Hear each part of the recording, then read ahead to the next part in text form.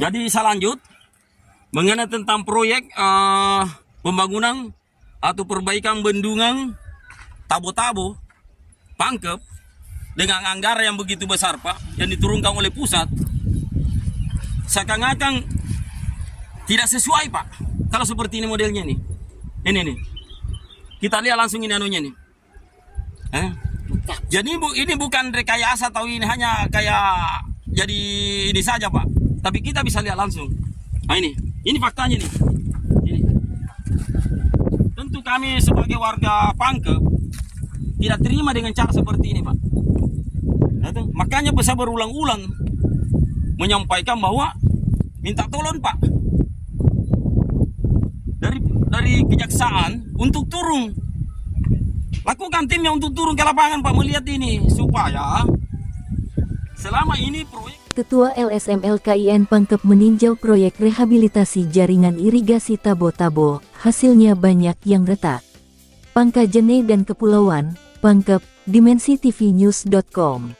Setelah Ketua Lembaga Swadaya Masyarakat LSM Lembaga Kontrol Independen Nasional LKINM Yusuf, pekerjaan rehabilitasi jaringan irigasi Tabo-Tabo Kabupaten Pangkajene dan Kepulauan Pangkep, Provinsi Sulawesi Selatan, ternyata dinding atau tembok yang dikerja sudah banyak yang retak-retak.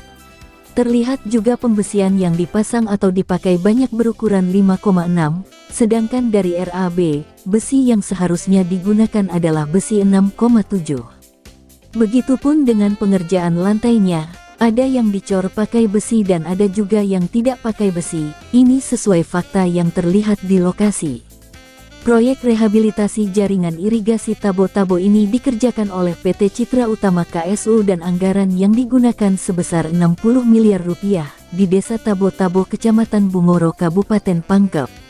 Proyek yang dikerjakan oleh PT Citra Mandiri dengan nilai kontrak 60 miliar rupiah itu, setelah Ketua LSM LKINM Yusuf melakukan tinjau pemantauan ke lokasi proyek yang terletak di Kabupaten Pangkep tersebut. Ketua LSM LKINM Yusuf sempat bertemu langsung dengan konsultan dan pengawas proyek yang ada di lokasi kegiatan. Berikut cuplikan wawancaranya. Modelnya seperti ini memang dipakaikan kayak secara manual ini Pak, untuk anunya ini. Atau ada aturan lagi Pak? Berbentuk apakah berbentuk di anunya itu apa? Di anu kontraknya itu memang apa pakai molen atau manual seperti ini Pak?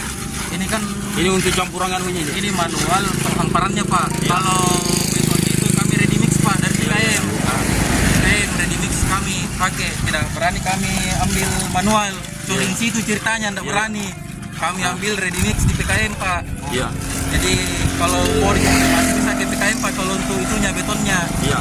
Iya. Hasilnya ukuran anunya kan? Komposisinya Pak. Iya. Komposisi mutu betonnya itu. Iya, betul-betul. Kami tidak mau main-main masalah mutu.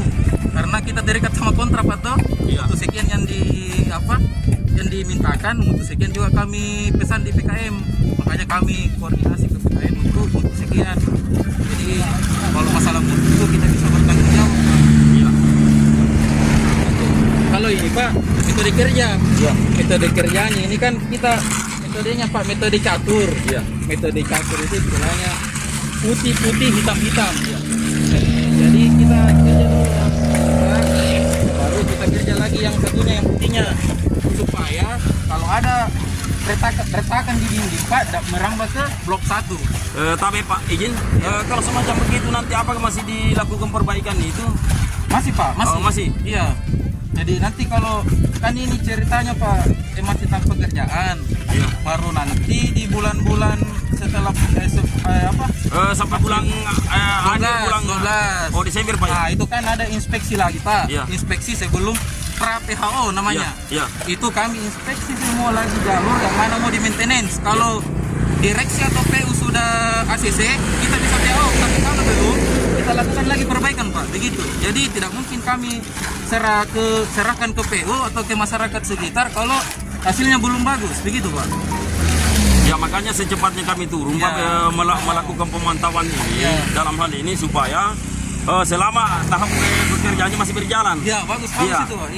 Karena kami tidak menginginkan Pak berbentuk yang namanya proyek itu dimacetkan kah atau apakah Ya. apabila ada berbentuk ini yang turun untuk mengkomplik atau bagaimana? Ya. Kalau itu terjadi otomatis kan untuk kita nih orang asli orang Pangkep Pak, otomatis tambah dirugikan Pak. Iya, karena ini kan daerah kami Pak. Kalau ada bapaknya kan semua pekerjaannya kan paling kalau pulang kampung kan selesai. Tapi kita di sini Pak, kalau ada bapaknya berbentuk biasa meletus kah, tabu-tabu, bendungan, yang dirugikan kan kami Pak orang Pangkep yang dirugikan. Seperti itu. Sementara anggaran kan begitu besar yang diturunkan dari pusat Pak. Seperti itu tujuannya untuk memperbaiki daerah kami. M. Yusuf selaku Ketua LSM LKIN Pangkep berharap, nantinya proyek itu dilakukan perbaikan sebelum dianggap selesai, karena proyek rehabilitasi jaringan irigasi Tabo-Tabo itu adalah harapan petani, khususnya masyarakat Pangkep, karena anggarannya begitu besar yang mencapai 60 miliar rupiah, yang dikerjakan di 3 titik, dan dikerjakan oleh PT Citra Utama KSU.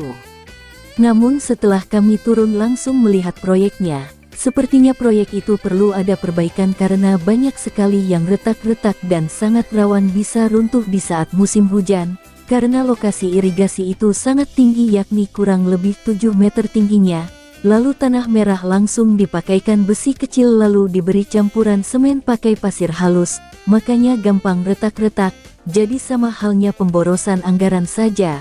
Apalagi ini musim kemarau jadi kami tidak punya niat untuk mempersulit kontraktornya atau memberhentikan proyek, tetapi kami ingin proyek itu diperbaiki sesuai di kontraknya sebelum proyek itu selesai, dan tim LSM LKIN Lembaga Kontrol Independen Nasional DPP siap mengawal dan mengawasi proyek tersebut, tutupnya. Liputan, Muhammad Yopi, kontributor Pangkajene dan Kepulauan, Pangkep Provinsi Sulawesi Selatan. Mengabarkan untuk Dimensi TV News.com. Inspirasi membangun daerah.